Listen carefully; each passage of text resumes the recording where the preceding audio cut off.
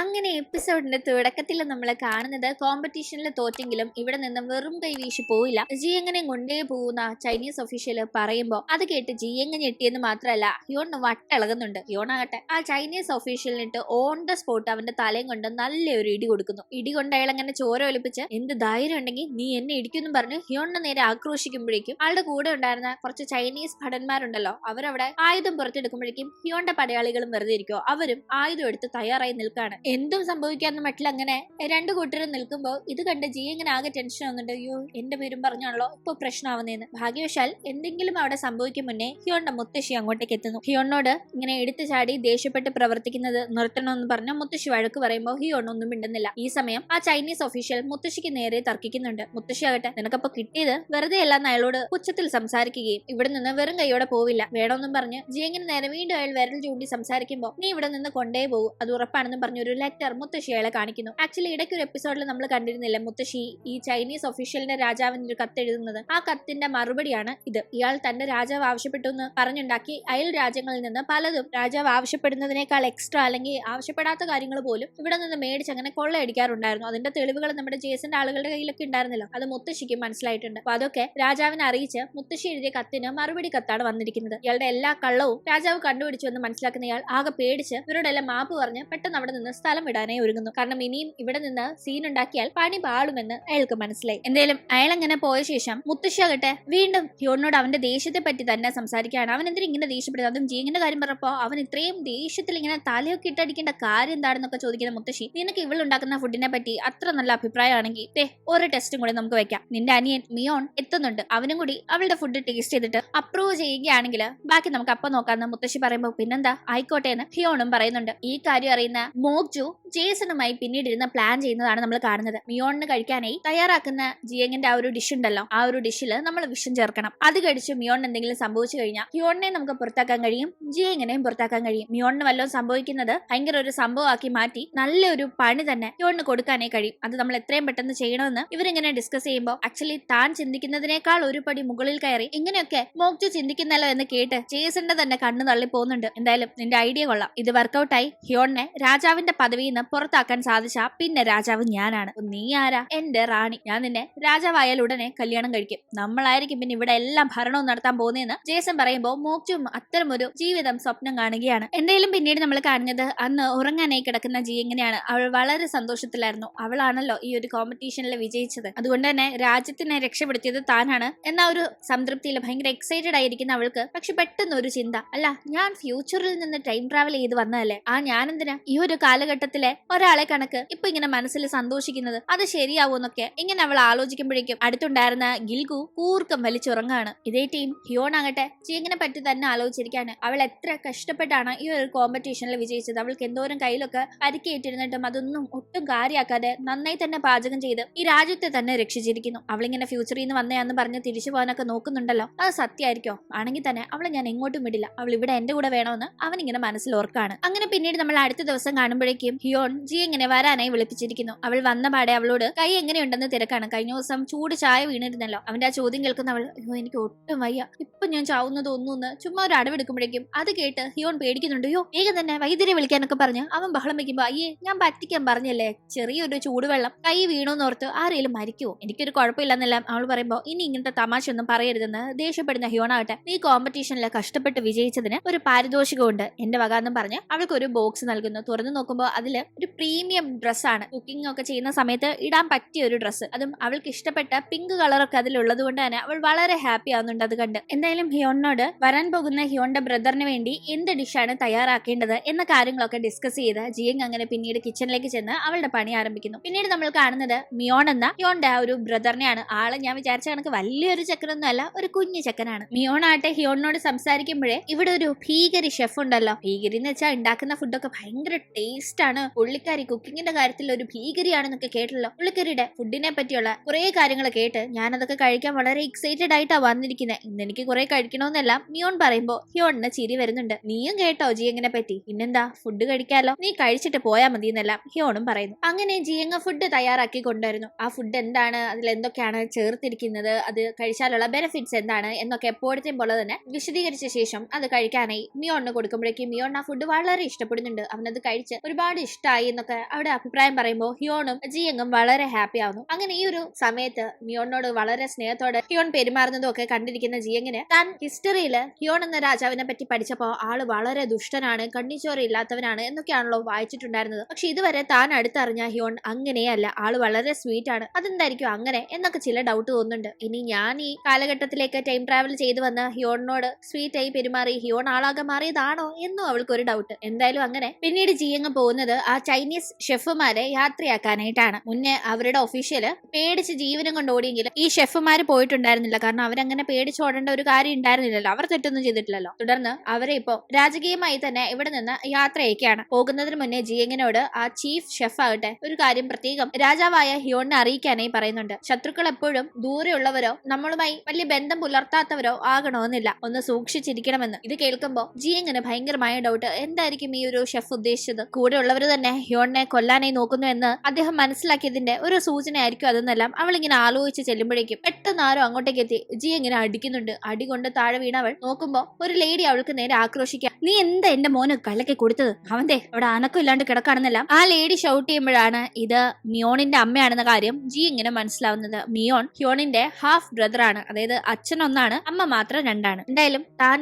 അടി കിട്ടി നിൽക്കുന്നു എന്നതല്ല മിയോൺ, അവൻ എന്താ പറ്റിയേ? താൻ ഉണ്ടാക്കിയ ഭക്ഷണം കഴിച്ച് മിയോണിന് എന്ത് സംഭവിച്ചെന്ന ഒരു പേടിയാണ് ജിയങ്ങിന്റെ മനസ്സിൽ ഭയങ്കരമായി നിൽക്കുന്നത്. ഞാനൊന്നും ചെയ്തിട്ടില്ല, ഞാൻ അങ്ങനെ ചെയ്യില്ല എന്നെല്ലാം ജിയങ് പറയുന്നുണ്ടെങ്കിലും അത് കേൾക്കാതെ അവരാകട്ടെ ജിയങ്ങിനെ പിടിച്ചോണ്ട് പോയി ക്രൂരമായി ഉപദ്രവിച്ചുകൊണ്ടിരിക്കുകയാണ്. എന്റെ മകനെ നീ കൊല്ലാൻ നോക്കിന്ന് ഇങ്ങനെ ഭയങ്കരമായി ദേഷ്യത്തിൽ ഷൗട്ട് ചെയ്ത് ഇവിടെ ഇങ്ങനെ കാര്യങ്ങൾ നടക്കുന്നത് അറിയാതെ ജിയങ്ങിനെ കാത്ത് ആ ഒരു ഗാർഡന്റെ അവിടെ ഹിയോൺ നിൽക്കാണ്. ജിയങ് ഇങ്ങോട്ടേക്ക് വരുമ്പോ ജേസൺ അവളുടെ ഇന്ന് മോഷ്ടിച്ച ആ ഒരു മുളക് പൊടിയൊക്കെ തന്നെ ഇപ്പൊ തിരിച്ചു വാങ്ങി ഹിയോണിന് സോങ് കൊടുത്തിരുന്നല്ലോ, അതിപ്പോ തിരിച്ച് ജിയങ്ങിന് കൊടുക്കാനേ ഹിയോൺ ഇവിടെ വെയിറ്റ് ചെയ്തിരിക്കുകയാണ്. അവൾ ഇങ്ങോട്ടേക്ക് എത്തുന്ന ടീം ഇത് കൊടുക്കുമ്പോൾ അവൾ എത്ര ഹാപ്പി ആവുന്നൊക്കെ ആലോചിച്ച് അവൻ ഇവിടെ നിൽക്കുന്ന ഇതേ സമയം ഒന്നും തന്നെ ജിയങ് ഇങ്ങനെ പ്രശ്നത്തിലായതൊന്നും ഹിയോൺ അറിഞ്ഞിട്ടേ ഉണ്ടായിരുന്നില്ല. ഇവിടെ ഇങ്ങനെ കാര്യങ്ങൾ നടക്കുമ്പോഴേക്കും കിച്ചണിലുള്ളവ മറ്റുള്ള ആളുകളുടെ അടുത്തേക്ക് ചെന്ന് ഗിൽഗു കരഞ്ഞപേക്ഷിക്കുകയാണ്. ജിയങ്ങിന്റെ മേളില് ഇതുപോലെ ഒരു ഫോൾസ് അലിഗേഷൻ വെച്ചിട്ടുണ്ട്, അവളെ ഭയങ്കരമായി അവർ ഉപദ്രവിച്ചുകൊണ്ടിരിക്കുകയാണ്. എത്രയും പെട്ടെന്ന് ആരെങ്കിലും എന്തെങ്കിലും ചെയ്ത് ജിയങ്ങിനെ രക്ഷപ്പെടുത്തണോന്നൊക്കെ പറഞ്ഞ് റിക്വസ്റ്റ് ചെയ്യുമ്പോൾ എന്ത് ചെയ്യാൻ പറ്റുമെന്നെല്ലാം അവർ ചോദിക്കുന്നുണ്ട്. ജിയങ് തെറ്റുകാരിയല്ല എന്ന് സ്ഥാപിക്കാനായി തെളിവൊന്നും നമ്മുടെ കയ്യിലില്ല, ഇപ്പൊ ഒന്നും ചെയ്യാൻ പറ്റില്ല എന്നൊക്കെ അവരിങ്ങനെ നിസ്സഹായരായി പറയുമ്പോഴേക്കും നിങ്ങൾ എന്താ ഇങ്ങനെ, നിങ്ങൾക്കൊക്കെ വേണ്ടി എന്തൊക്കെ കഷ്ടപ്പാട് ജിയങ് സഹിച്ചിട്ടുണ്ട്, എന്തൊക്കെ ചെയ്തിട്ടുണ്ട്, എന്നിട്ട് നിങ്ങൾ എന്താ ഇങ്ങനെയെന്ന് ചോദിച്ച് അവൾ അവിടെ കരഞ്ഞ് ബഹളം വെച്ചോണ്ടിരിക്കുമ്പോഴാണ് അങ്ങോട്ടേക്ക് ഹിയോണിന്റെ ആ ഒരു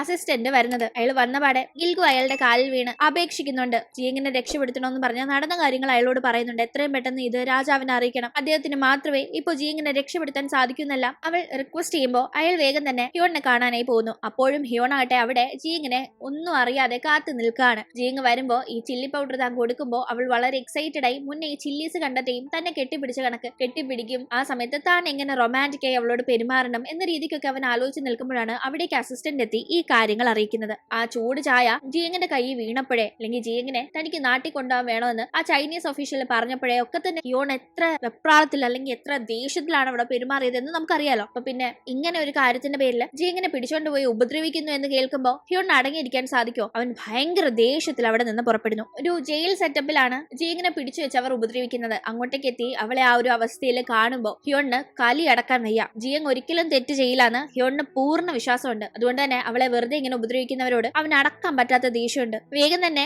ജിയങ്ങിനെ റിലീസ് ചെയ്യാനായി ഉത്തരവിടുമ്പോ മിയോന്റെ അമ്മ അത് സമ്മതിക്കുന്നില്ല. എന്തിനു ഇവളെ വെറുതെ വിടണം? ഇവൾ കാരണമാണ് എന്റെ മകന് വയ്യാഴിക വന്നത്, ഇവളെ വെറുതെ വിടില്ലാന്ന് ഷൗട്ട് ചെയ്യുന്നവർ ഹിയോണിനോടും ദേഷ്യപ്പെടുന്നു. അല്ല, എന്റെ മകൻ കഴിച്ച അതേ ആഹാരം തന്നെയല്ല നീയും കഴിച്ചത്, എന്നിട്ടെന്താ നിനക്കൊന്നും പറ്റാഞ്ഞത്? അപ്പോ നീയും അവളും കൂടി പ്ലാൻ ചെയ്ത് എന്റെ മകനെ കൊല്ലാൻ നോക്കിയതാണോ? നിനക്ക് ശേഷം എന്റെ മകനല്ലേ ഇവിടെ രാജാവേണ്ടത്. അപ്പോ അവൻ നിന്നെ മറികടന്ന് രാജാവായാലോ എന്നുള്ള പേടി കൊണ്ട് നീ അവനെ അവളുടെ കൂടെ നിന്ന് കൊല്ലാൻ നോക്കിയതാണോന്നല്ല അവർ അവനോട് ഷൗട്ട് ചെയ്യുമ്പോഴേക്കും ഹിയോണിന് അത് കേട്ട് നിൽക്കാൻ സാധിക്കുന്നില്ല. ആദ്യം ജിയങ്ങിനെ പറ്റി ഇല്ലാത്ത കഥകൾ ഉണ്ടാക്കി അവർ ഇപ്പോ തന്നെ പറ്റി മോശമായി സംസാരിക്കുന്നത് ഹിയോൺ എങ്ങനെ സഹിക്കാനാവും? ദേഷ്യം അടക്കാൻ സാധിക്കാതെ ഹിയോൺ വാളെടുത്ത് അവർക്ക് നേരെ ഓങ്ങുമ്പോഴേക്കും അവിടെ അത് കണ്ടുകൊണ്ടുണ്ടായിരുന്ന ജിയങ് ഹിയോണിനെ തടയാണ്. അങ്ങനെ ചെയ്യരുത്, ഇപ്പോ ദേഷ്യത്തിലെ പെരുമാറുകയല്ല വേണ്ടത്, സത്യം തെളിയിക്കുക വേണ്ടതെന്ന് ജിയങ്ങും പറയുന്നു. ജിയങ് അങ്ങനെ ഹിയോണിനോട് സംസാരിച്ച് ഹിയോൺ ഒന്ന് ശാന്തനായ മട്ടിൽ നിൽക്കുമ്പോഴേക്കും ആ ലേഡി ആവട്ടെ എന്റെ മകനെ കൊല്ലാൻ നോക്കിയ നിങ്ങളെ ഒന്നും വെറുതെ വിടില്ല എന്ന് പറഞ്ഞ് അവിടെ ഷൗട്ട് ചെയ്യുമ്പോഴേക്കും ശരി, സത്യം തെളിയുന്ന ടീം നിങ്ങൾ എങ്ങനെ വേണേലും തീരുമാനം എടുത്തോ, ഒരു കുഴപ്പമില്ല. പക്ഷെ ഈ ഒരു ടീം ജിയങ് ആണ് തെറ്റിയതെന്ന് തെളിയിക്കാൻ നിങ്ങളുടെ കയ്യിൽ തെളിവൊന്നും ഇല്ലല്ലോ, അതുകൊണ്ട് തെറ്റിയത് ആരാണെന്ന് തെളിയുന്നത് വരെ അവളെ വെറുതെ വിടണം, ഉപദ്രവിക്കരുതെന്ന് ഹിയോൺ ആവശ്യപ്പെടുമ്പോൾ അത് നടക്കില്ല എന്നവർ വാശി പിടിക്കുന്ന ടീം. മിയോൺ ഇങ്ങനെ ആവാൻ കാരണം എന്താണെന്ന് കണ്ടുപിടിച്ച് തെറ്റുകാരെ നിങ്ങൾ ശിക്ഷിച്ചാൽ എനിക്ക് അതിൽ വിരോധമില്ല. പക്ഷെ പാവം പിടിച്ച ജിയങ്ങിനെ അവൾ ചെയ്ത തെറ്റ് തെളിയുന്നത് വരെ ഇങ്ങനെ ഉപദ്രവിക്കാനേ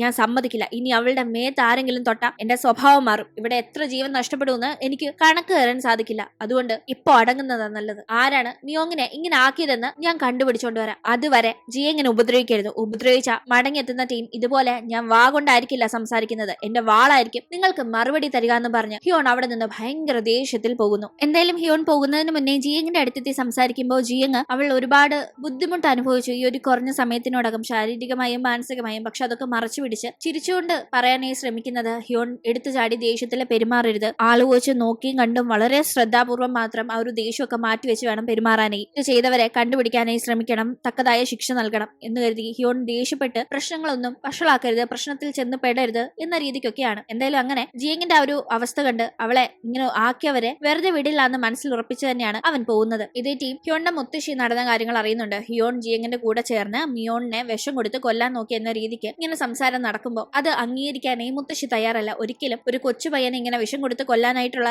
ദുഷ്ട മനസ്സൊന്നും ഉള്ള ആളെയല്ല ഹിയോൺ. അവന് ദേഷ്യം ഉണ്ടെന്ന് കരുതി അവൻ ഒരിക്കലും ഇങ്ങനെയൊന്നും പെരുമാറില്ല എന്ന് മുത്തശ്ശി അവിടെ ഉറപ്പിക്കുന്നുണ്ട്. ഇതേ ടീം തന്റെ പ്ലാൻ നല്ല രീതിക്ക് മുന്നോട്ട് പോകുന്നുണ്ടല്ലോ എന്നുള്ള സംതൃപ്തിയിലായിരുന്നു ജേസൺ ഉണ്ടായിരുന്നത്. ഇതേ ടീം ഹിയോൺ സാങ്ങുമായി ഇരുന്ന് സംസാരിക്കുകയാണ്. അന്ന് ഫുഡ് കഴിച്ച ശേഷം മിയോൺ എവിടെയൊക്കെ പോയി അവന്റെ അടുത്ത് ആരൊക്കെ വന്നു എന്ന കാര്യങ്ങളൊക്കെ അന്വേഷിക്കാനായി ഏൽപ്പിക്കുന്നു. അതിനുശേഷം ഹിയോൺ ആകട്ടെ ബുക്ക് എടുത്ത് ഓരോ അസുഖത്തിനും ഓരോ സിംറ്റംസ് ഉണ്ടല്ലോ അത് അടയാളപ്പെടുത്തിയിരിക്കുന്ന ബുക്ക് എടുത്ത് മിയോൺ ഇപ്പോൾ ഉള്ള സിംറ്റംസ്, എന്ത് വിഷം ഉള്ളിൽ ചെല്ലുമ്പോൾ ഉണ്ടാവുന്നതാണ് അല്ലെങ്കിൽ എന്ത് വിഷാംശത്തിന്റെ സൈഡ് എഫക്റ്റുകളാണത് എന്നൊക്കെ പരിശോധിക്കുകയാണ്. അതുവഴി എന്താണ് സംഭവിച്ചതെന്ന് കണ്ടുപിടിക്കാനായി. എന്തായാലും പിന്നീട് നമ്മൾ കാണുന്നത് വൈദ്യൻ ഇപ്പോഴും മിയോണിനെ പരിശോധിക്കുന്നുണ്ട്. മിയോണിന് യാതൊരുവിധ മെച്ചവും ഇല്ല. എന്ത് വിഷമാണ് മിയോണിന്റെ ശരീരത്തിൽ ചെന്നെന്ന് കണ്ടുപിടിച്ചാൽ മാത്രമേ എക്സാക്റ്റ് ആയി അതിനുള്ള ആന്റിഡോട്ട് കൊടുത്ത് മിയോണിനെ രക്ഷപ്പെടുത്താൻ സാധിക്കൂ. പക്ഷെ അത് കണ്ടുപിടിക്കാൻ സാധിക്കുന്നില്ലല്ലോ എന്നൊക്കെ അവർ ഇങ്ങനെ സംസാരിച്ചിരിക്കുന്ന ടീം അവിടേക്ക് ഹിയോൺ എത്തുന്നുണ്ട്. ഹിയോൺ അവിടെ ഒന്ന് പരിശോധിക്കാനായി ഒരുങ്ങുമ്പോൾ മിയോണിന്റെ അമ്മ സമ്മതിക്കുന്നില്ലെങ്കിലും ഹിയോൺ അവിടെ പരിശോധിക്കുന്ന ടീം കുറച്ച് പാഴ്സൽസ് അവിടെ ഇരിക്കുന്ന കാണാം. അതെന്താണെന്ന് ചോദിക്കുമ്പോൾ ഇതെല്ലാം മിയോൺ നാട്ടിൽ വന്നതിനുള്ള സന്തോഷത്തിന് ജേസൺ അവന് കൊടുത്ത ഗിഫ്റ്റ്സ് ആണെന്നെല്ലാം അവർ പറയുമ്പോൾ അതിലൊന്നും എടുക്കുന്നുണ്ട് ഹിയോൺ പരിശോധനയ്ക്ക്. പുറത്തേക്ക് ഇറങ്ങുന്ന ഹിയോൺ അപ്പോഴും ജിയങ്ങിന്റെ അവസ്ഥ എന്തായിരിക്കും, അവളിപ്പോ എത്ര കഷ്ടപ്പെടുന്നുണ്ടാവും എന്നൊക്കെ പറഞ്ഞ് സങ്കടപ്പെടുമ്പോൾ വിഷമിക്കേണ്ട, ആദ്യമായിട്ടല്ലല്ലോ ജിയങ് ജയിലിൽ കിടക്കുന്നത്. ആൾക്ക് ഇതൊക്കെ നല്ല ശീലമുള്ള കാര്യം, അതുകൊണ്ട് സർവൈവ് ചെയ്യുന്നെല്ലാം അസിസ്റ്റന്റ് സമാധാനിപ്പിക്കാനായി പറയുമ്പോൾ എന്താണെന്ന് മനസ്സിലാവാതെ ഹിയോൺ ചോദിക്കുമ്പോഴാണ്, അല്ല രാജാവ് ആദ്യം ജിയങ്ങിനെ കൊണ്ടുവന്നപ്പോഴേ ജയിലിലല്ലേ അടച്ചിട്ടിരുന്നത്, അതേ ജയിലിൽ തന്നെ ഇപ്പൊ പുള്ളിക്കാരി ഉള്ളതെന്നെല്ലാം അസിസ്റ്റന്റ് ഓർമ്മപ്പെടുത്തുമ്പോഴാണ് ഞാൻ അങ്ങനെയൊക്കെ ചെയ്തിരുന്നല്ലോ എന്ന് ഹിയോൺ ഒരു കുറ്റബോധത്തോടു കൂടി ആലോചിക്കുന്നത്. പക്ഷെ അപ്പോഴത്തെ അവസ്ഥയല്ലല്ലോ ഇപ്പൊ അവളുടെ മേലിൽ വലിയൊരു കുറ്റം, അതും അവൾ ചെയ്യാത്ത വലിയൊരു തെറ്റ് ആരോപിച്ചല്ലേ അവൾ ഇങ്ങനെ കഷ്ടപ്പെടുത്തുന്നത്. അതുകൊണ്ട് അതിങ്ങനെ വിട്ടുകൊടുക്കാൻ സാധിക്കില്ല എന്ന് അവൻ മനസ്സിലാലോചിക്കുന്നു. അപ്പോഴേക്കും ജയിലിൽ കിടക്കുന്ന ജിയങ്ങിന്റെ അടുത്തേക്ക് എത്തുന്ന മുത്തശ്ശി, നിനക്ക് ഞാൻ ഒരു അവസരം തരാം, ജയിലിൽ നിന്ന് ഞാൻ നിന്നെ ഇപ്പൊ മോചിപ്പിക്കാം. പക്ഷെ 3 ദിവസത്തെ സമയം, ആ സമയത്തിനുള്ളിൽ ആരാണ് തെറ്റിയതെന്ന് നിനക്ക് കണ്ടുപിടിക്കാൻ സാധിച്ചെങ്കിൽ ശരി, നിന്റെ നിരപരാധിത്വം അവിടെ തെളിയിക്കാം. ഇനി അതിന് സാധിച്ചില്ലെങ്കിൽ ആ 3 ദിവസം തീരുന്ന ആ സമയം നീ സ്വന്തം ജീവൻ എടുത്തേക്കണം, അല്ലെങ്കിൽ ഞാൻ നിന്നെ കൊന്നുകളയെന്നും പറഞ്ഞ് ഒരു കത്തി മുത്തശ്ശി അവളുടെ നേരെ ഇടുന്നുണ്ട്. ഹിയോൺ നിന്നെ ഇപ്പൊ സപ്പോർട്ട് ചെയ്യുന്നത് തീരെ ശരിയല്ല. അതുമൂലം സംശയത്തിന്റെ നിഴലിലുള്ള നീ അവനെയും കൂടി പ്രശ്നത്തിലാക്കാണ്. അതുകൊണ്ട് നിനക്ക് നിന്റെ നിരപരാധിത്വം തെളിയിക്കാൻ സാധിച്ചില്ലെങ്കിൽ തീർച്ചയായും നീ ചാവണം. ഒന്നെങ്കിൽ നിന്റെ കൈ കൊണ്ട്, അല്ലെങ്കിൽ ഞാൻ ഏർപ്പാടാക്കുന്ന രീതിയിൽ നിന്റെ മരണം നടക്കും. എന്ത് തയ്യാറാണോ എന്ന് ചോദിക്കുമ്പോൾ ജിയങ്ങും സമ്മതിക്കുന്നുണ്ട്. അങ്ങനെ ജിയങ്ങ് പുറത്തേക്ക് എത്തി നേരെ കിച്ചണിലേക്ക് പോകുമ്പോൾ അവിടെ ഉണ്ടായിരുന്നവർ അവളെ കണ്ട് വളരെ എക്സൈറ്റഡ് ആവുന്നു. അവളാകട്ടെ അവളുടെ നിരപരാധിത്വം തെളിയിക്കാനുള്ള കാര്യങ്ങൾ ചെയ്യാൻ തുടങ്ങുന്നതിന് മുന്നേ ഹിയോണിന് വേണ്ടി ഫുഡ് കുക്ക് ചെയ്യാനായിട്ടാണ് അപ്പോഴും ടൈം കണ്ടെത്തുന്നത്. ഇതേ ടീം ഈ നടന്നതൊന്നും അറിയാതെ എടുത്തോണ്ട് വന്ന ആ പാഴ്സൽ തുറന്ന് ഹിയോൺ പരിശോധിക്കുകയാണ്. അതിൽ പല വക സീഡ്സും മറ്റു ചില ആയുർവേദ സാധനങ്ങൾ എന്നൊക്കെ പറഞ്ഞ എന്തൊക്കെയോ കാര്യങ്ങളുണ്ട്. അതൊക്കെ ടേസ്റ്റ് ചെയ്ത് ഹിയോൺ അത് ഓരോന്നും അടയാളപ്പെടുത്തിക്കൊണ്ടിരിക്കുന്ന സമയത്താണ് ഫുഡ് കഴിക്കാറായില്ലേന്ന് ചോദിക്കുന്നത്. എനിക്കെങ്കിലും വേണ്ടാന്ന് ഹിയോൺ പറയുമ്പോഴാണ്, അതെന്താ ഫുഡ് കഴിച്ചാല് ജോലി ചെയ്യുന്നതിന്റെ ഇടയിൽ ആരോഗ്യം ശ്രദ്ധിക്കണ്ടേന്ന് വീണ്ടും ഒരു ശബ്ദം. ശ്രദ്ധിക്കുന്ന ഹിയോൺ അത് ജിയങ്ങിന്റെ ശബ്ദമാണെന്ന് മനസ്സിലാവുന്നുണ്ട്. അവൻ ഇവൾ വെളിയിലെത്തിയോന്ന് വളരെ ആകാംക്ഷയിൽ ചെന്ന് നോക്കുമ്പോൾ അതെ ജിയങ് തന്നെ. ഭയങ്കര സന്തോഷത്തിൽ അവൻ ചെന്ന് അവളെ കെട്ടിപ്പിടിക്കുമ്പോഴേക്കും മുത്തശ്ശി ഹിയോണിന് ജിയങ് മൂലം ഉണ്ടാവുന്ന പ്രശ്നങ്ങളെ പറ്റി പറഞ്ഞിരുന്നല്ലോ, അത് ഓർത്ത് ടെൻഷൻ ആവുന്ന അവൾ വേഗം തന്നെ ഹിയോണിനെ മാറ്റി നിർത്താൻ നോക്കുന്നുണ്ട്. ആരെങ്കിലും കണ്ട എന്ത് വിചാരിക്കും, ഇങ്ങനൊന്നും പെരുമാറരുതെന്ന് പറഞ്ഞു. ഈ സമയം ആരെന്ത് വിചാരിച്ചാലും എനിക്ക് കുഴപ്പമില്ല, എനിക്ക് നിന്നെ ഇഷ്ടമാണെന്ന് പറഞ്ഞ ഹിയോൺ ജിയങ്ങിനെ കിസ് ചെയ്യുമ്പോഴേക്കും അവൾ ആകെ ഞെട്ടി പോകുന്നുണ്ട്. ശേഷം എന്ത് സംഭവിച്ചു എന്ന് നമുക്ക് അടുത്ത എപ്പിസോഡിലൂടെ കാണാം. ഇന്നത്തെ വീഡിയോ ഇഷ്ടമായാൽ മറക്കാതെ ലൈക്ക് ചെയ്തും ഷെയർ ചെയ്തും സബ്സ്ക്രൈബ് ചെയ്തും സപ്പോർട്ട് ചെയ്യണേ. വീണ്ടും കാണും വരെ ബൈ.